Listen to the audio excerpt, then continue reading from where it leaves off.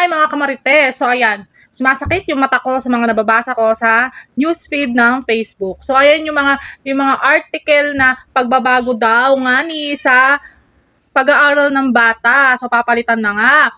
Ang akin, ipupush ko talaga sa akin mga kamarites na ipupush ko yun sa akin dahil wala po kaming pakialam sa pagbabago nyo ng gradings kung ano man yan. Ang importante sa amin, yung safety ng bata. Ang tanong mga kamarites, safe ba ang mga anak namin sa kamay ng teacher? Dahil kung araw-araw lang din naman pag-iinitan ng teacher ang bata, paano nga ni makakapag-focus sa pag-aaral ang mga estudyante? Di ba? Kasi kahit anong i-push nyo dyan, mga kamarites, na pabago-bago sa grading, so papalit-palit sa DepEd, kung ang teacher naman nagsisimula ng paninira sa bata at saka sa nanay, nagkokos ng nagsisimula ng issues, 'di ba?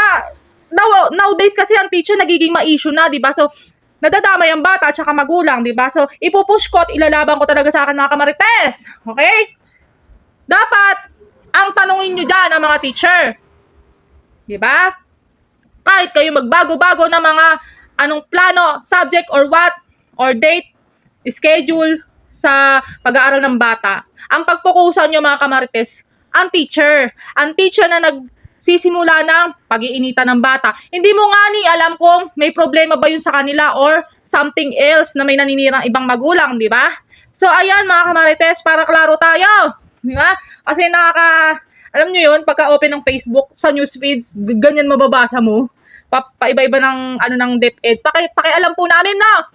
Pagtuunan nyo ng pansin, ugali ng teacher. Di ba? Kung safe ba mga anak namin sa kamay ng teacher? Yun. 'Di ba? Kasi may mga teacher na ngayon sinungaling. 'Di ba? Tapos yung iba naman namamrang ka na hindi daw ganun yung iba, pero pagdating na on time na ganun, yun na ang gagawin, 'di ba? Kaya make sure lang, no? Kung safe lang talaga ang anak namin sa kamay ng teacher. Yun. Okay? Okay? Di ba? Kahit magbago man yan, kung hindi makapokus ang bata sa pag-aaral dahil ganyan ang teacher na pag-iinitan ng bata, maraming babagsak talagang bata.